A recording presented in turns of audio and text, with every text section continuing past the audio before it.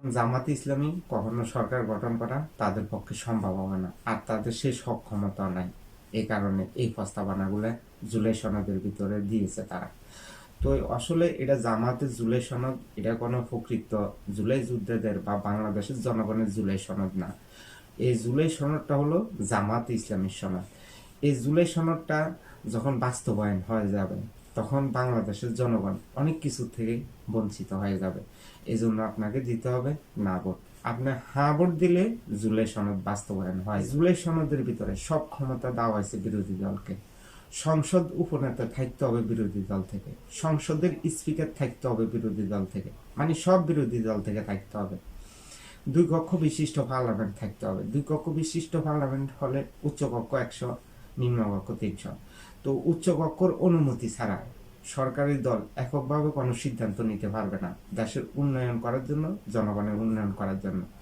কারণ অনুমতি নিতে হবে সংসদ বিরোধী দলের নেতা থেকে, ডেপুটি স্পিকার থেকে, উচ্চ কক্ষ থেকে। এখন তারা যদি অনুমতি না দেয়, তাহলে তো সরকারের পক্ষে কোনোভাবে সম্ভব না দেশের উন্নয়ন করা, জনগণের উন্নয়ন করা। এই জন্যই জামাত ইসলামী এই প্রস্তাবনাগুলা জুলাই সনদের ভিতরে দিয়েছে। যেহেতু সরকার যারাই গঠন করা, কারণ জামাত ইসলামী তো গঠন করা তাদের পক্ষে সম্ভব না, অন্য কেউ যদি গঠন করে তারা যেহেতু দেশ চালাইতে না পারে, এই জন্যই জুলাই সনদের ভিতরে এই প্রস্তাবনাগুলো দিয়েছে, মানে জামাতের জুলাই সনদের ভিতরে।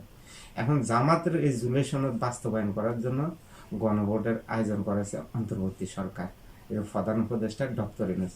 এখন ডক্টর ইউনূসও বাংলাদেশের জনগণকে আহ্বান জানাইতে আছে, যে বাংলাদেশের জনগণকে বলতে আছে হ্যাঁ ভোট দেওয়ার জন্য গণভোটে।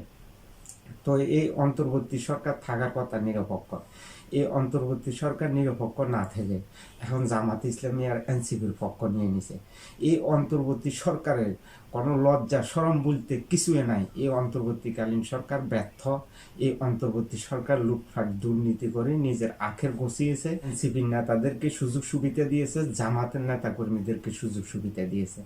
এখন তাদের এগুলো বাস্তবায়ন করার জন্যই এখন গণভোটের আয়োজন করেছে। তাদের লুটপাট অপকর্ম ঢাকার জন্যই এখন গণভোটের আয়োজন করেছে। গণভোটের মাধ্যমে যদি হ্যাঁ বিজয় হয়ে যায়, তাহলে স্বাধীনতা বিরোধীরা শক্তিশালী হয়ে যাবে।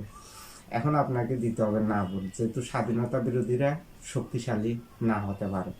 এখন সিদ্ধান্ত আপনার উপর, আগামী বাংলাদেশের জন্য আপনি নিতে পারেন সঠিক সিদ্ধান্ত।